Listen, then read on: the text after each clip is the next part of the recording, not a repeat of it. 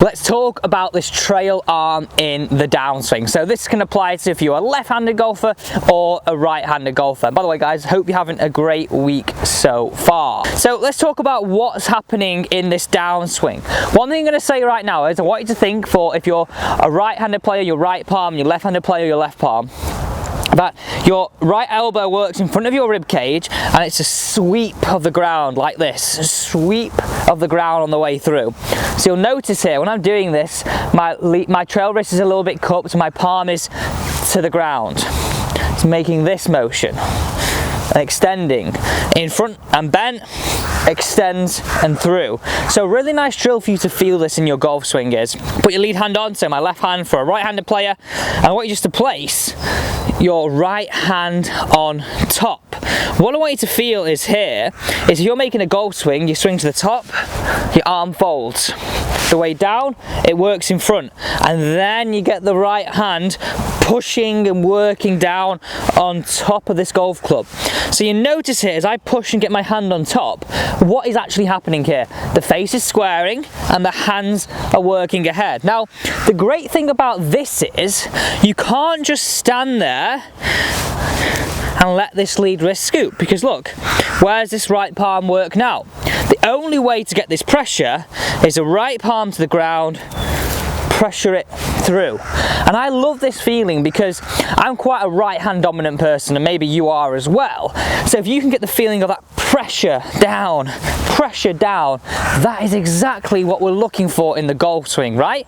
We want to feel pressure, we want to feel it down, we want to feel it work. So onto the golf ball now. If we could just make a few practice swings, and this could become part of your pre-shot routine. What a fab way to feel this. Do it one practice swing before every single shot out on the golf course. It's fresh, it's clear, it's there.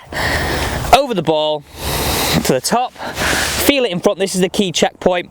Right elbow in front, palm starts to work on top of the club, into impact and through. With a bit of speed now, you can really feel that whole motion. Now you put the right hand on actually hitting the shot, it feels like you've got so much control. Have you ever done that putting drill where you put the putter in the middle of your palms and you just swing it like this? It feels like you've got no control, but it gets the body moving. You put your hands on, you feel like, blow my neck, I've got real control of this putter now. Exactly the same theory with this. So hitting over the ball now, standing to it, remind yourself, palm down. This is what we're after, palm down. Hit the ball away, let's smash it. It gives you a real feeling of pressure. Anytime you've got pressure, anytime you've got feeling of this down to the golf ball, it won't feel weak, it won't feel scooped.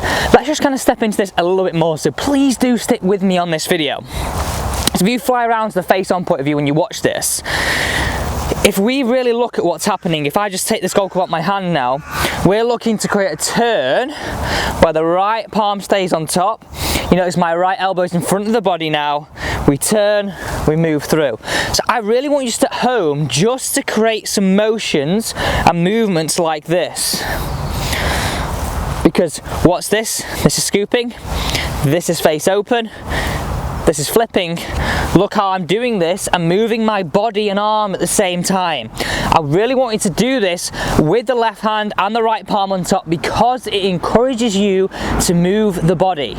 It's not independent. You can't just do it flipping, scooping, leaving it open. You really get an appreciation for what's got to happen, because now this club is actually effectively a heavy weight for me holding it in one hand. Let's have a bit of a kind of a question. Bryson, winner, what do we think? Are we happy with this? Do we want him to win? I've got a 1 length in my hand, so be very careful what you say. No, I'm only joking. So I think you've got to think about this. I think a lot of people, he was getting a lot of hate really on social media, and about him being slow, about him whacking it all over the place, about him almost ruining the game because he's hitting it far. But one thing I think people are forgetting right now is, if you're swinging it at 120 plus miles an hour, it is hard to know where that face is pointing. If we think of like every golfer, we find it hard to hit a fairway when we're swinging it a little bit slower. I think it's a great skill what he's doing. I know he's not doing it in the most traditional way, but personally, I think he's, well, pretty damn talented. Let me know what you think down below.